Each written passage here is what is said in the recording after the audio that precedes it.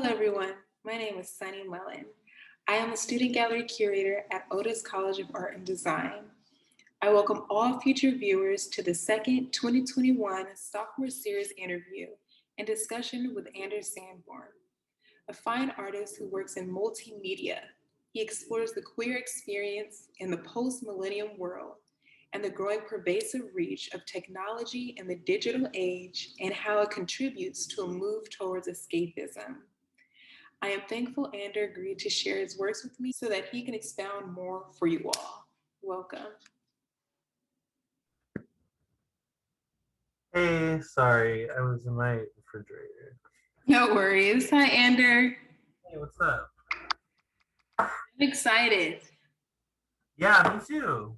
This is a cool idea. Did you guys like think of this together? Or did you like, is this something the school like told you to do or? Nope. So, Carmen and I are the gallery curators, and I didn't want to do another virtual exhibition. I wanted to be a bit more interactive, but with midterms and everything, it was becoming a bit much to try to, I guess, do more. Um, Yeah. so we decided to do two separate things because our schedules were a bit conflicting. Mhm. So I told her I would do the interviews because I wanted to interview. I wanted to do four people, but I decided to do two, and that's how many I could do with my schedule. Yeah. But I do plan for this to be ongoing, like until I graduate.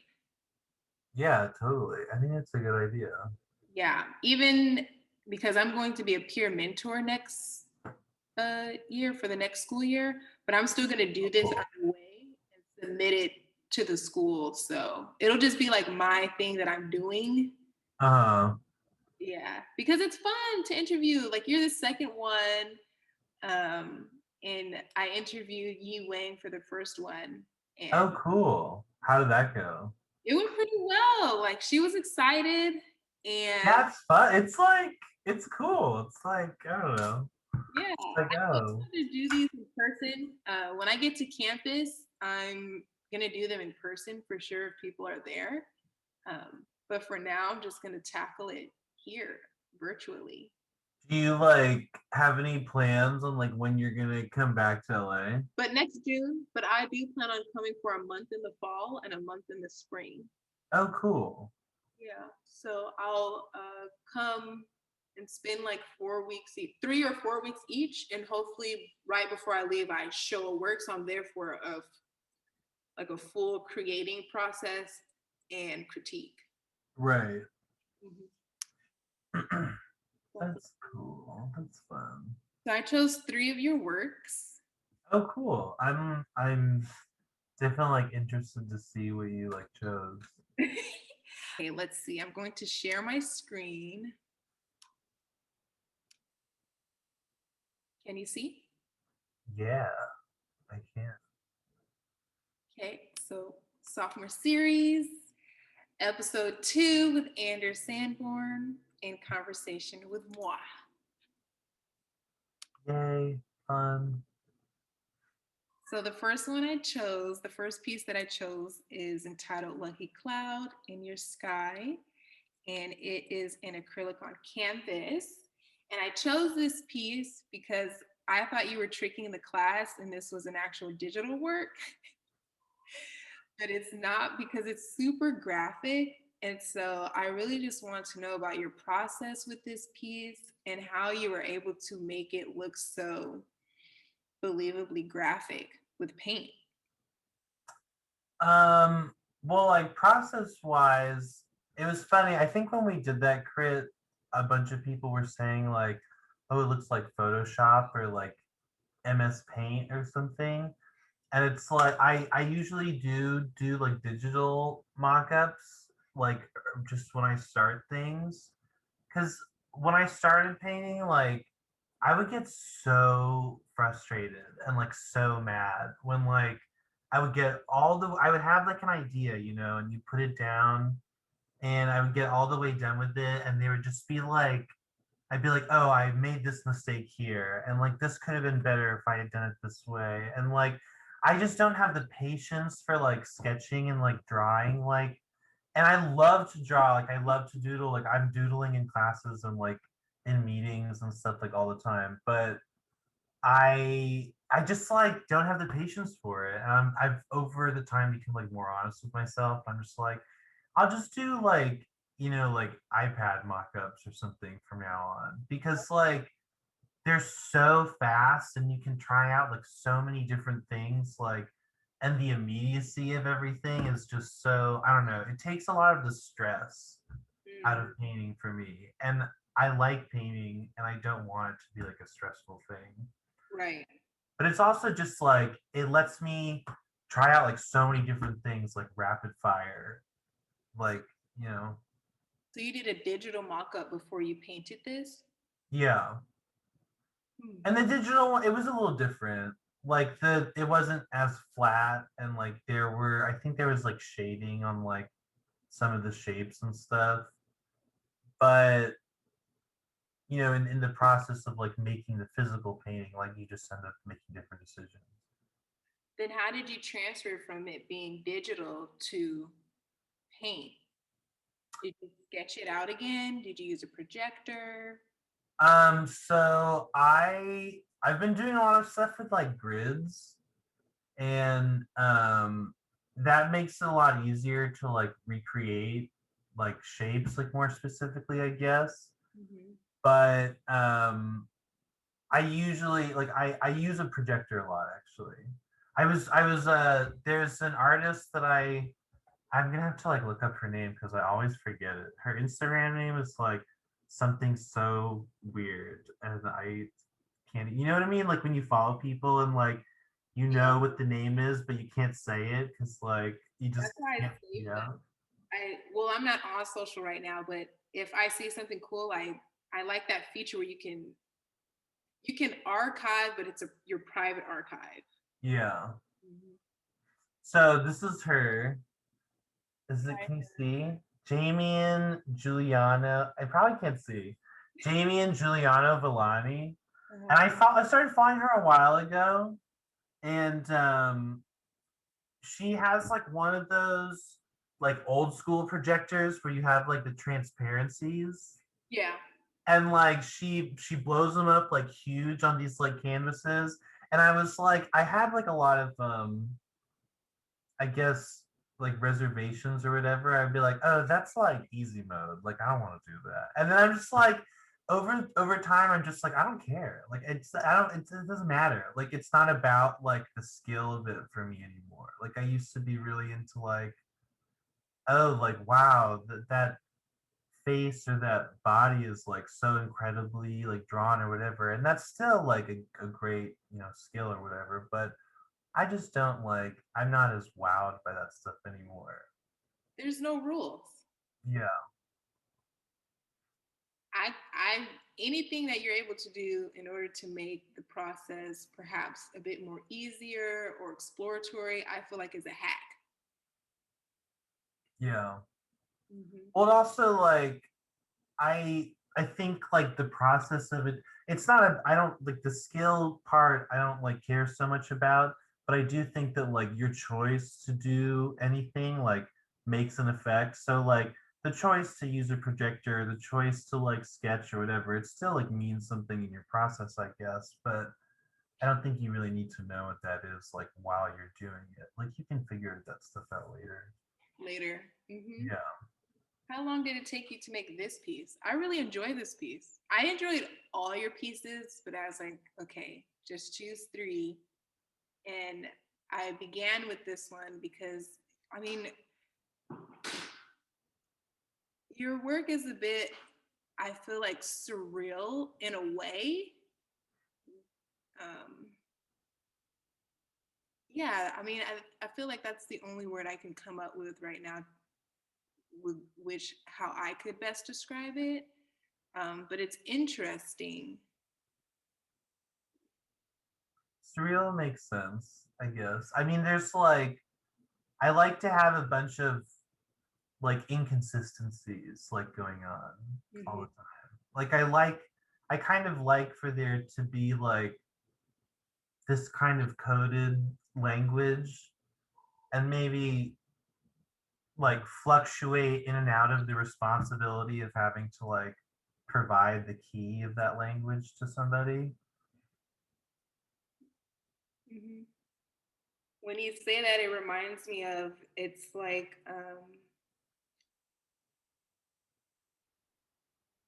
creating works through your own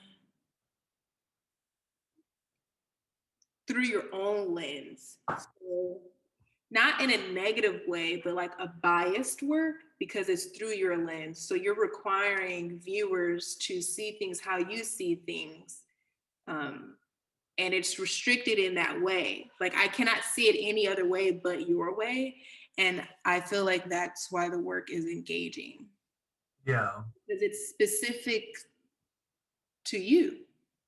I mean, I try to leave like space for like interpretation too. Like that's why I don't really want to like tell people all the time exactly what's going on because like I don't know, like that's my interpretation. And yeah, like me making the painting does like make I guess you see like the physical things that I'm seeing.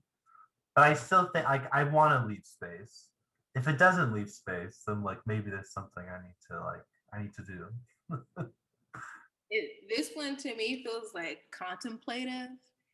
It reminds me, I think the lines remind me of grade school in a way. And then,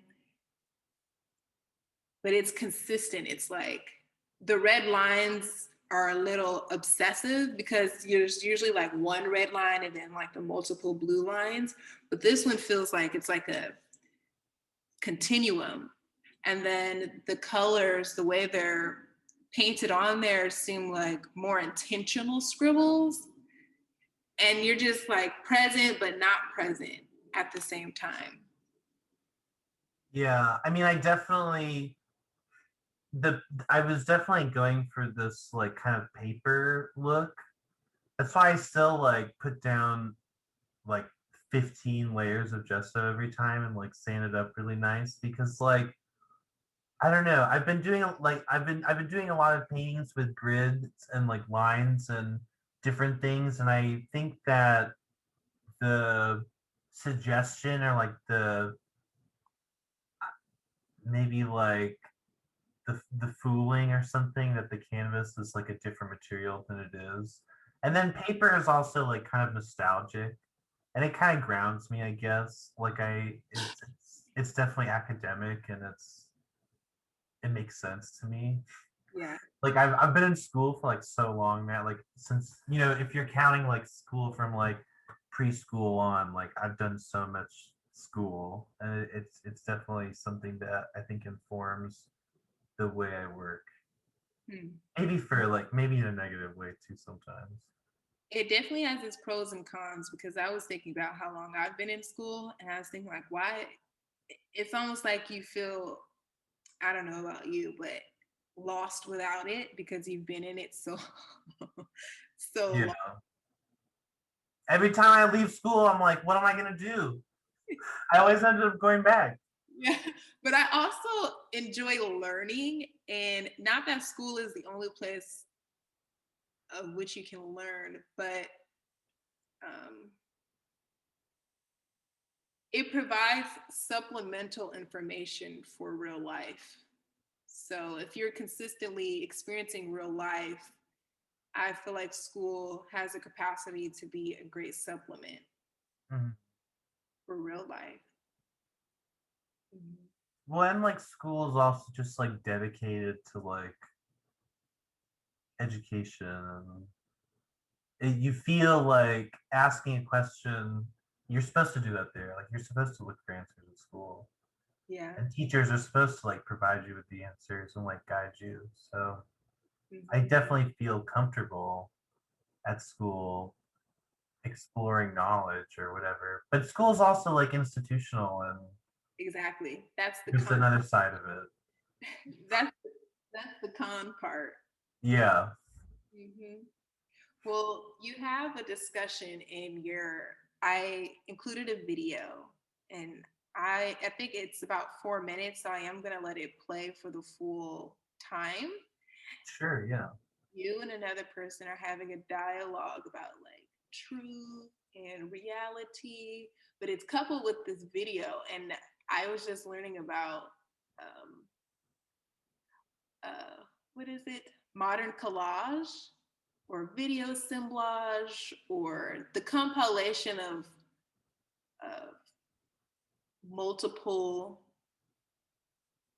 ideas through cinema, which I thoroughly enjoy, coupled with the dialogue. So I'm gonna let it play and then we can talk a bit about it. Sure, yeah.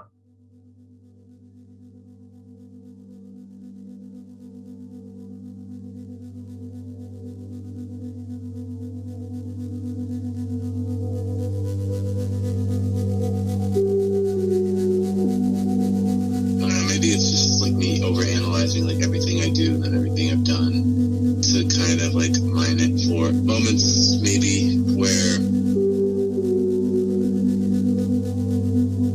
I think I'm real and then everything around me is real. So I guess it's consciousness, right? Like my ego.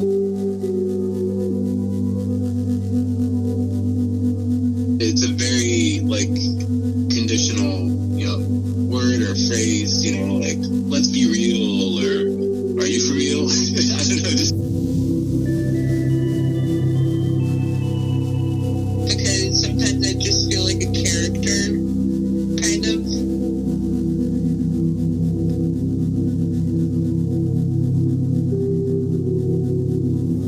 Being real has something to do with truth for me.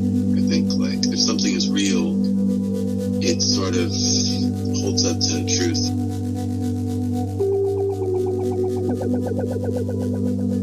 And if you take that away from people, like it leads to like this weird, I think, like survival instinct.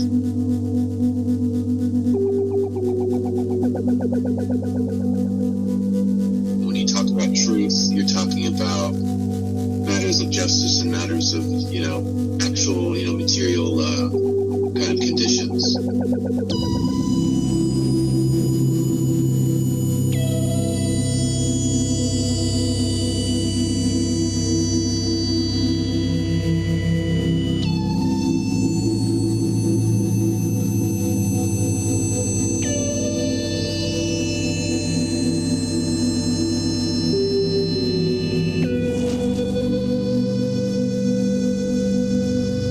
Getting pulled under a wave where like there's a moment a couple of folks on like these young ass looking like ghouls with like really insidious looking skulls where I was just like underwater and it was just like swirling and gray and like blue and like just like looking at these really like torn people that were really just like pulling myself out, like getting out of it, like being like really far, like from where I was originally. And like my mom was like super far away. And I remember being like, whoa. And I guess it's like in that moment I felt like I existed.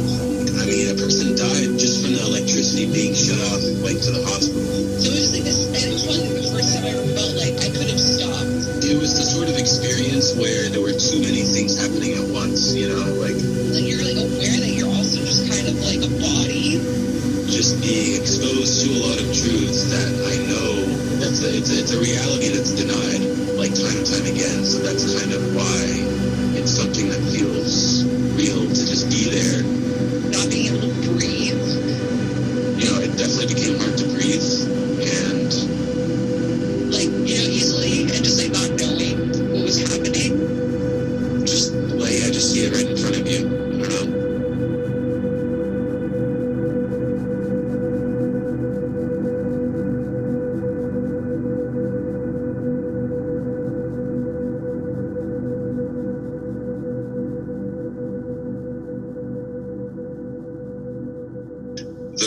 The realness of the situation was pretty, salient, let's say.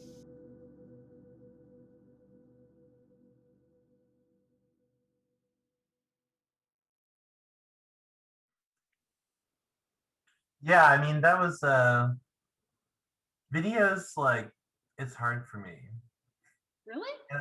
Yeah, I this was like my first like real attempt to like make something that like I don't know. It's a weird kind of medium, right? Because it's like time based and it's audio based and it's visual based, and if you kind of like there's a lot of like things to like kind of take care with, I guess.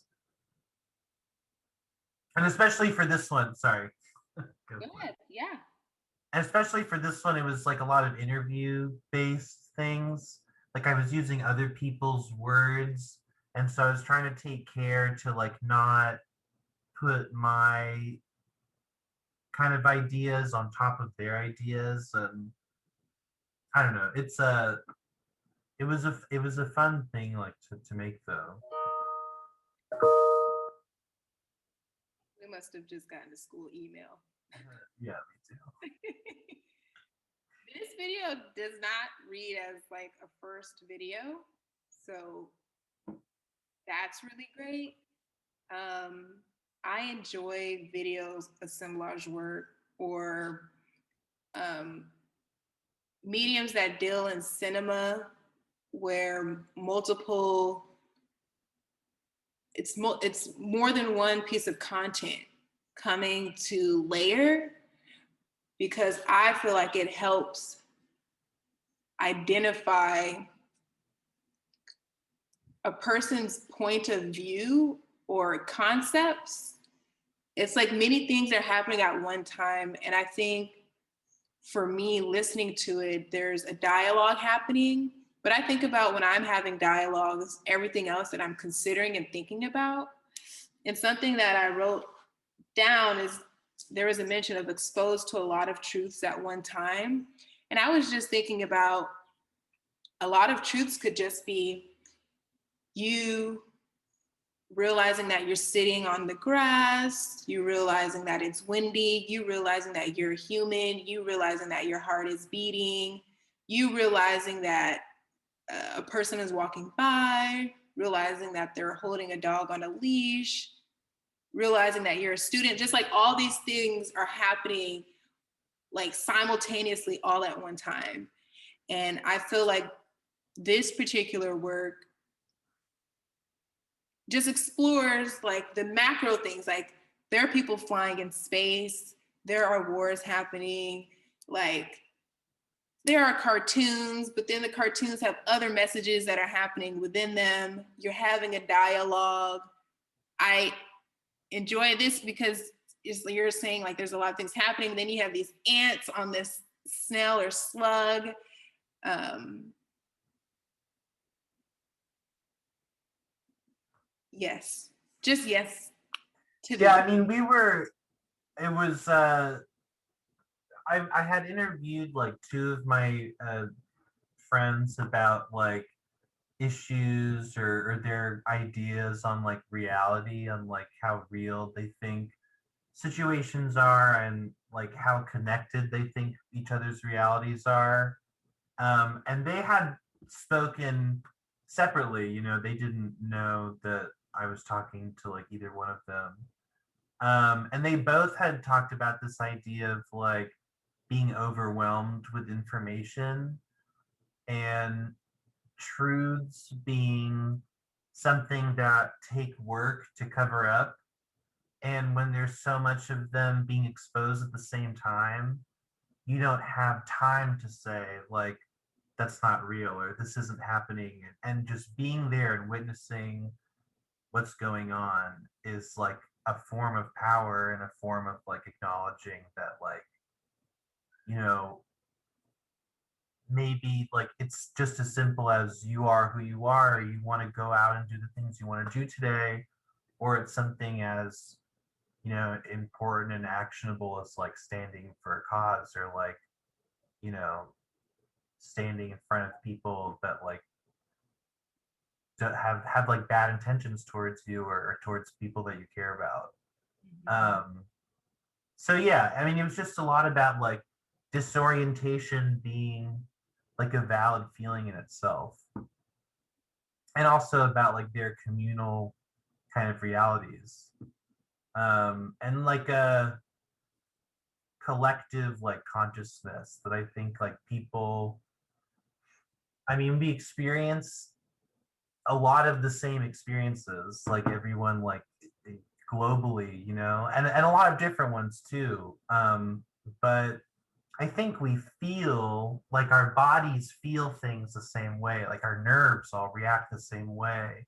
Yeah. Um, it's a uniting thing, and it's also like a separating thing, because it's true, you know, our bodies are the same, our experiences are the same, but there's like the boundary of you know, other issues, like, Cultural, social. right, yeah. Mhm. I was thinking about, you said disorientation, and I was thinking about when viewing videos that are of a similar nature, how some people can become disoriented or even confused.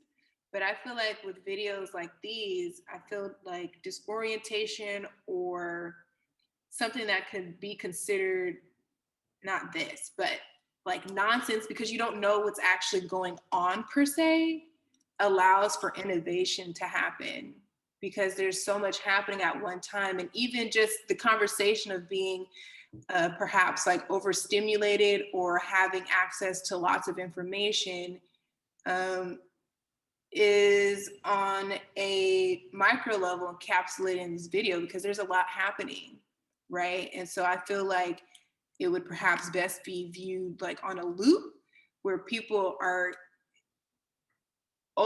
you're overstimulated until you're not, which means, you know, you keep watching it and then each time you watch it, you're paying attention to something different.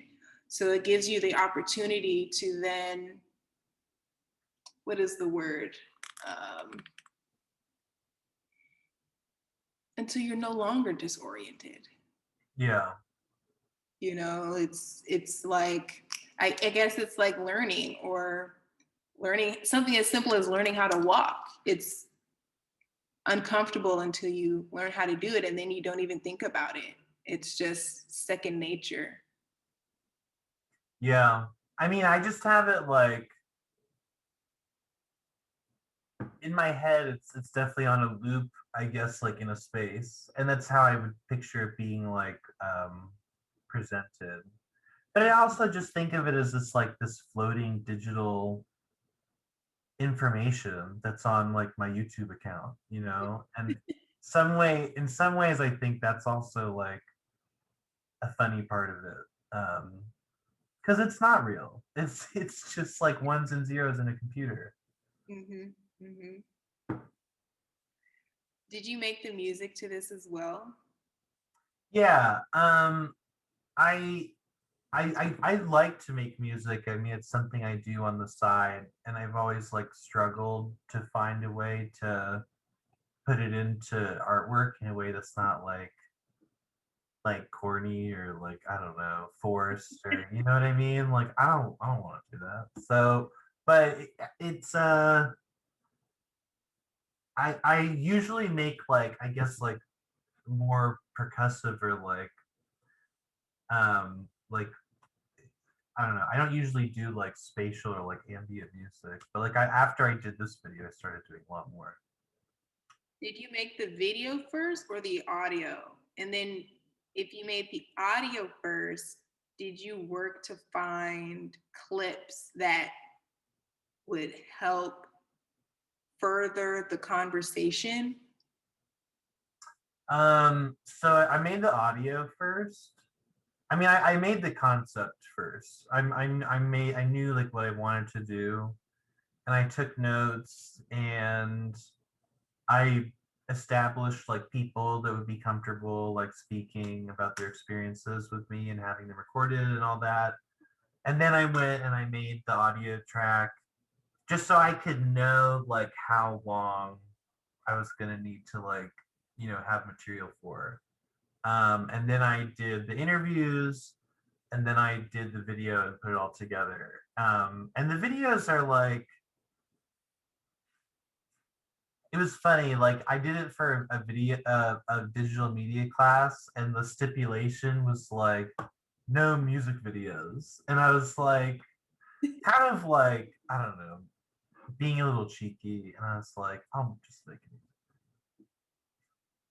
No, but but I don't, it's, I don't know.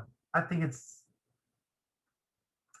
yeah, the video is like kind of along the lines of what a music video does, right? Like it plays the song and it plays the audio and it is a visual representation for like what the audio is. But I don't know. I think it ended up being more than a music video. In a peripheral way, yes. That's like something I feel like I would do. It's like, okay, you make one, but not really, but it still is one. Well, yeah, because I never see like music videos for like, soundscapes. So that was, I don't know, I thought it was funny. Yes. I do like to have like, sorry. No, go ahead. I do like to have like a sense of humor, like about things. Like I can't go too long without like smiling, or else I'll just like go crazy. Yes, I was literally about to say that. I feel like, I don't know, I still want to remain engaged with my work, and I find that humor does it for me. Even if it's as something as like a title, I don't title my work for other people. I title it for myself. So yes, I agree with you. Humor is just so like, I think it's a hell of a lot more real than all of this like, I don't want to sound like snarky, but like I think it's a lot more real than like lyricism or like prose or something. Like I laugh with my friends every day. I talk with my family and I laugh and I smile and I make jokes. I don't go up to my family and start reciting like Shakespeare sonnets. So like that stuff that takes me out of the reality of it. And I think it's important to like, I don't know.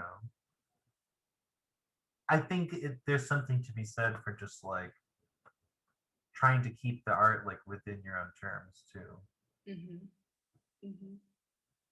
Well, I thoroughly enjoyed this short film. It was inspiring. I think too, like there's a couple people, but your pieces are pieces that for sure like challenge me. Like you're like one of the students that challenges me, like in my work too. Like when I'm thinking about like how can I do this, or just like just different ways of thinking, and then other ways of executing as well, and like going beyond bounds, and really just having fun with it. And for this would be your first video, Fifth Impact, I think you did a really great job.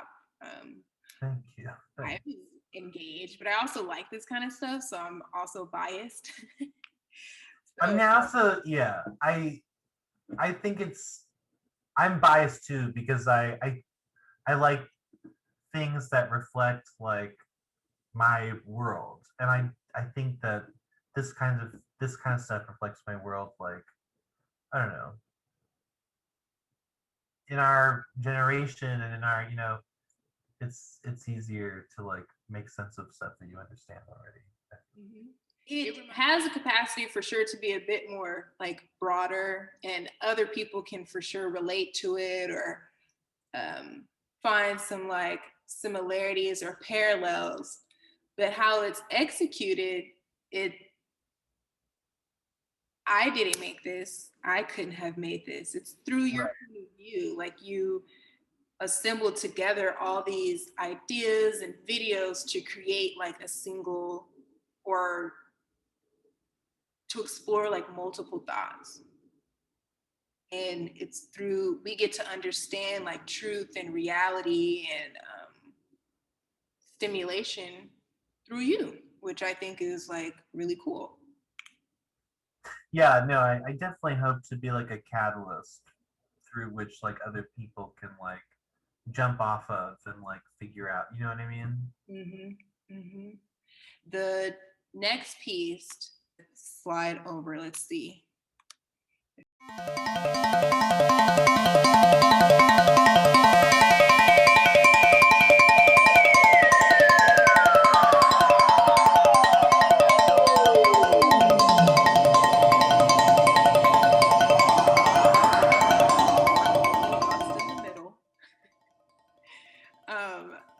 I was really inspired when you showed it with, presented it with audio, because it was reaffirming, at least for me.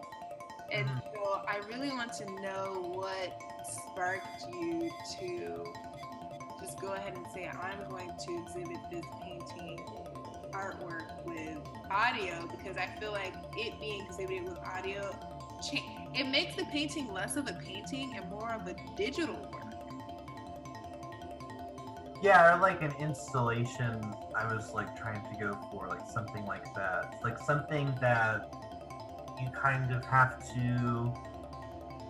I mean, originally I was thinking of like you have to sit with it in a space, but you can also sit with it on your computer screen and play the audio track on like SoundCloud or Spotify or like Google Drive or whatever. And that creates a space too, which I think is still kind of an installation. Like an installation like on your computer in your house. Yes. But yeah, it was the same kind of thing with the video. Like I was trying really hard to figure out a way to merge like my like musicianship and my artistry like together without it being like forced. And when I was gessoing canvases, a lot of the time I would start to notice like how they kind of, canvases are kind of like drums, you know? Yes. You're like stretched cloth, and with the gesso it kind of starts to feel like skin, and like that's like what drums used to be made of, like skin. So it's like animal skins and stuff. And so I just started thinking of like the resonant and like reverberation like aspects of like music, and like maybe if you struck a painting, like what the sound of the painting would be, and if I could change what that sound was based on like what the visual aspects of the painting were, and like what would that sound like. And so that was how I started working on the audio part of it. I love it. I think too it's the gradient in the middle, and I can see doing the work with the audio and it being a bit hypnotizing in a way. And because of the way our eyes work, you know, the longer you listen and then the longer you stare at the piece, interesting to see like what your eyes begin doing with the painting, right? Like, and like what the other parts of the paintings do that you're not looking at too. That's what I find is like crazy. Yeah. Because I did like, oh no, please. I don't want to keep going. No, keep going. I don't want to keep like, I feel like I always like talk over people on Zoom because my internet has stupid lag. So you can interject and keep going. I forgot what I was going to say anyway, so please go.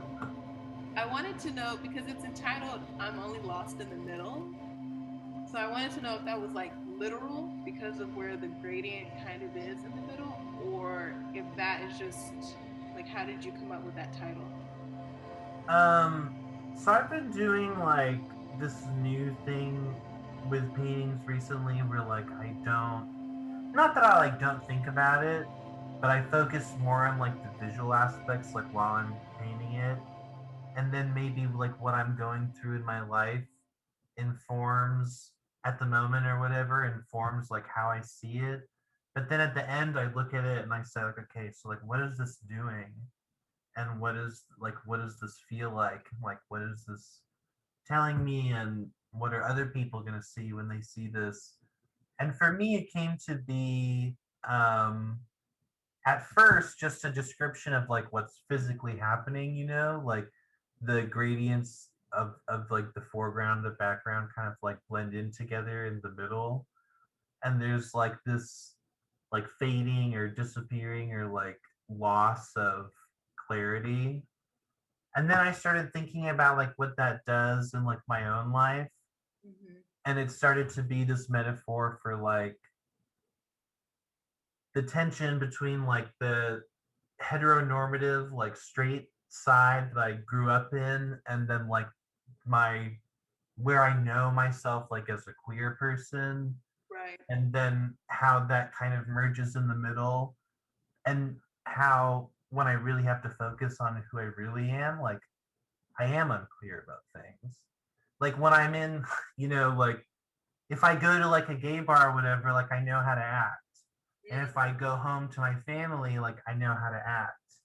But if I sit in my apartment, like what do I want to do? Like a lot of the times I can't figure it out and I don't really know, where I really stand.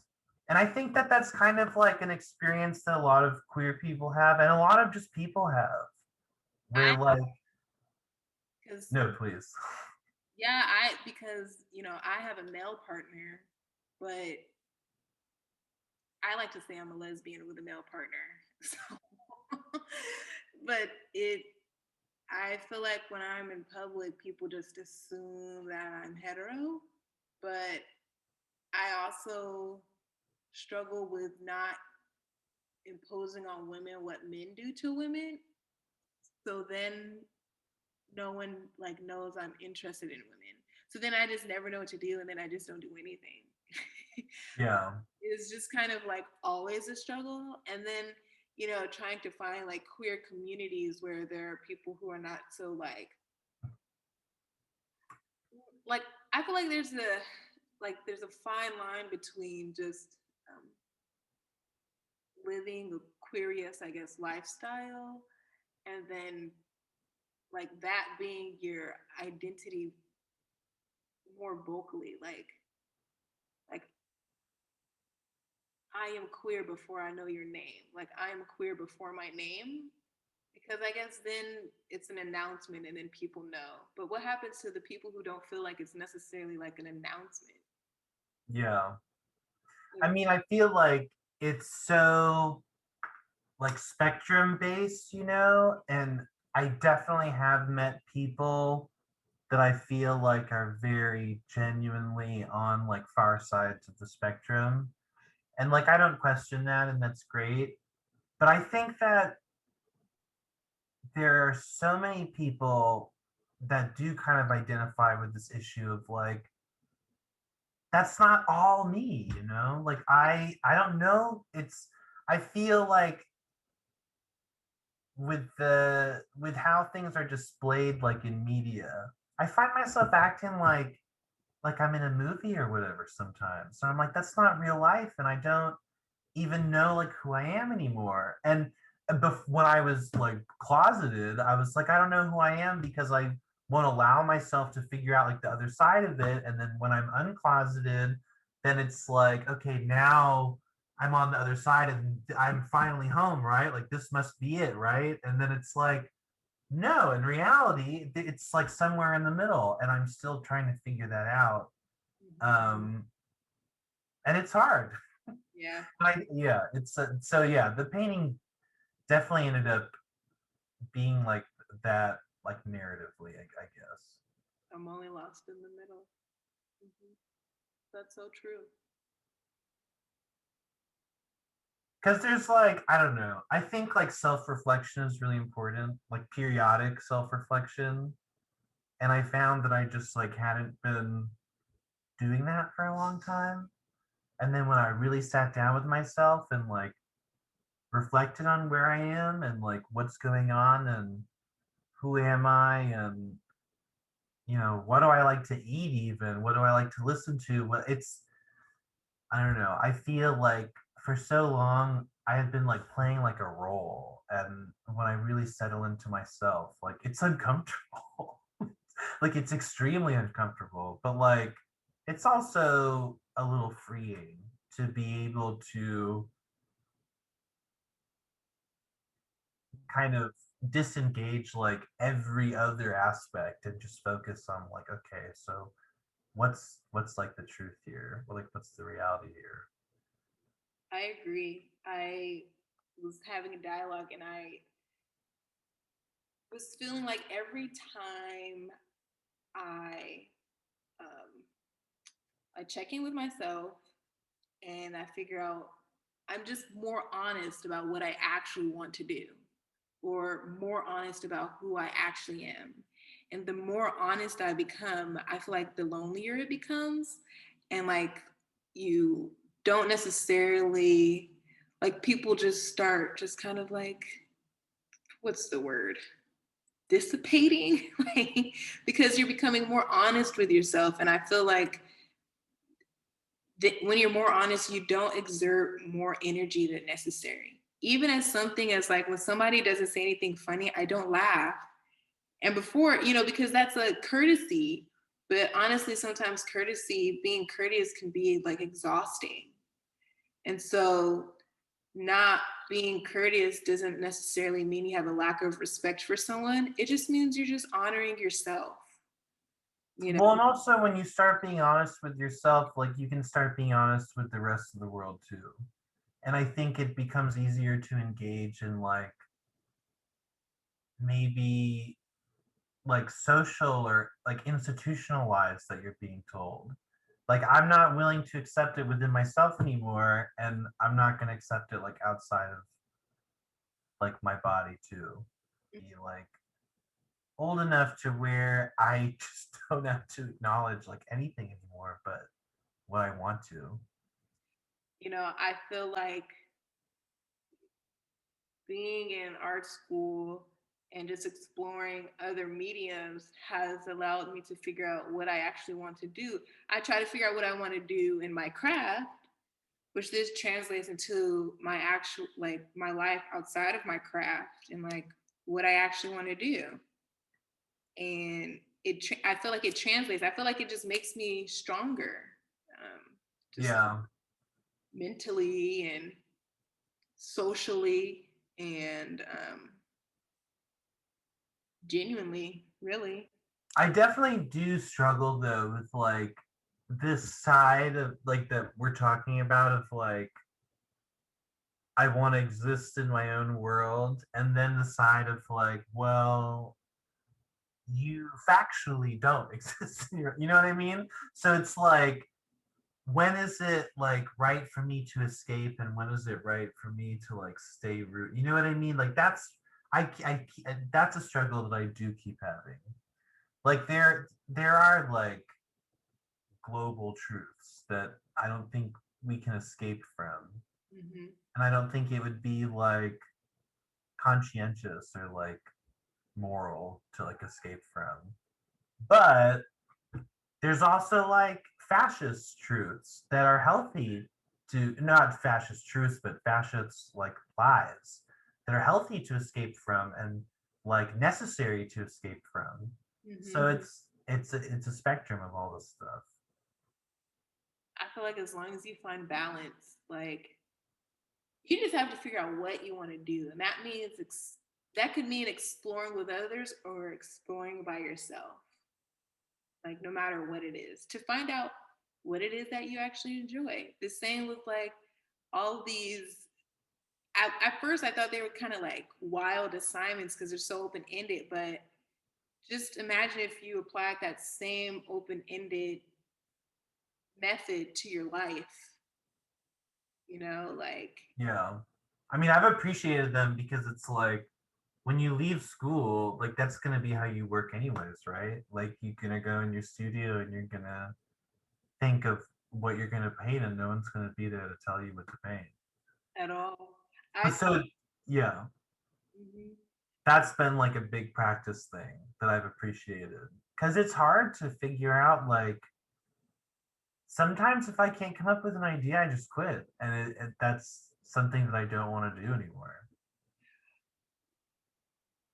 I would say there will be like, let's just say like 3 week period of like create, and then I might not create for 2 months. And I think that's okay. Oh yeah, I mean you need breaks all the time. Because I feel like during those breaks you're experiencing like life in general, which will then inform your work. And I feel like it's just like a consistent uh, pattern or rotation or thing. But then there's other people who literally create every day, and that is more of a that's when I would call it a discipline. You A know, discipline or like a need that they have to do that. Because there are people that like need to draw every day or need to like I'm gonna be honest, I don't need to consume art every day. I can go through a whole day without like, you know, and I think that's fine for an artist to say that. And I feel like sometimes I've had a conversation with people and they're like, what, you don't want to go to LACMA with me this weekend? I'm like, I'm sorry, like life gets in the way. Like I have other things I have to do. Like I love this stuff, I live this stuff, I breathe this stuff, but I also breathe other things. And hmm that's part of the art too, I guess. Maybe we can escape it. yeah, I can say I do thoroughly enjoy museums and galleries, just like as a space in general, um, because it's like the library, but not the library. Like, Oh yeah. No, I mean I love the library, but sometimes like I gotta go to work. You know what I mean? And I can't stay at the library. facts.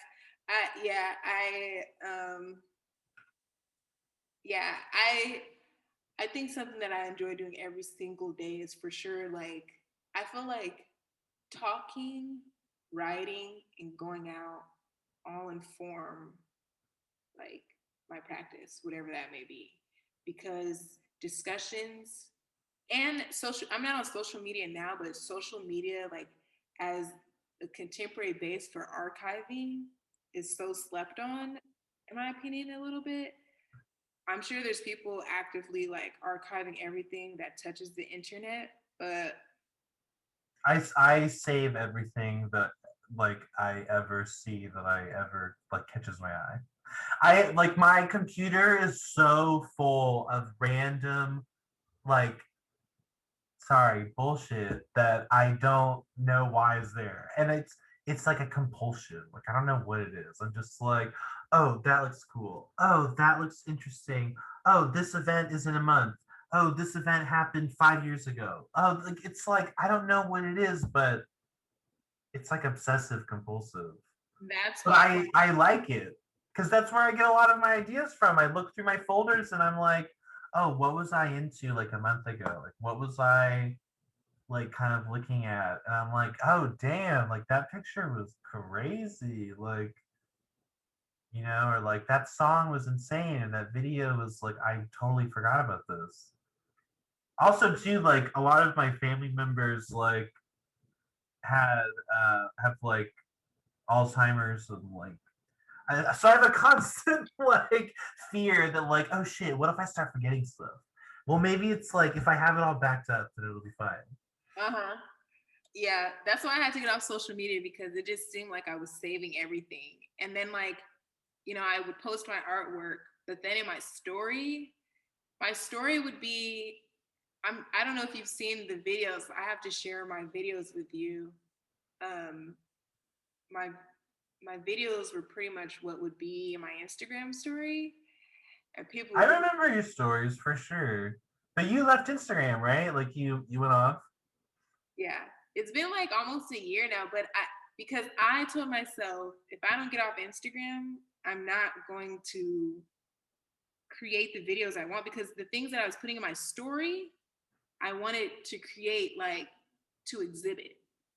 So I had to get off Instagram, else it would only live on Instagram, which is partially okay. And because I did like the commentary and like I would have wild discussions or people would attack me. It just really depended on the day. But what I was doing was showing pretty much everything that's happening throughout the day. It's so much conflicting information. And yeah, I think archiving is digital archiving during this age, I feel like is important because we make more data than can be actually analyzed. So it's, everything is being created every single day, but like who is analyzing this? We're probably like 10 years behind on analyzing and like its impact. So Yeah. I mean, the only facts that get checked are the ones that people like want to know about. mhm. There's so many things that do need to be properly analyzed and checked on. Yes. Yes. Especially on the internet, right? Everything on the internet is the truth, right? That's why I feel like my photo album is more screenshots than it is like photos of like me or even text messages. Nothing is safe. Like everything is safe, but I think it's important. And Like when my phone fills up and it's like, do you want to delete some text messages? I'm like, no, never. I need to have a receipt of what I said and what was said to me. I'm gonna, you know what I mean? I'll delete a selfie before I delete a screenshot. Oh, of course, I'll put that selfie on my computer. Or put that selfie in the cloud. Just right up in the cloud, baby. That's fine. Delete it and yeah. But I am very grateful that you shared your works with me and all the future viewers of Otis. And yeah, this was really great. And Yeah, thanks for asking me to participate. you're welcome. Plus, you're Gemini, so it was really mandatory. And I wore my Gemini shirt. Oh my god! It's almost Gemini season. It's so close. Gemini season's all year. There's about to be so much weird energy in the air. I'm telling you, it's the craziest time of year. Last Gemini season was like really, to me, Gemini season's all year long. Oh yeah. We live it up. We live it up all the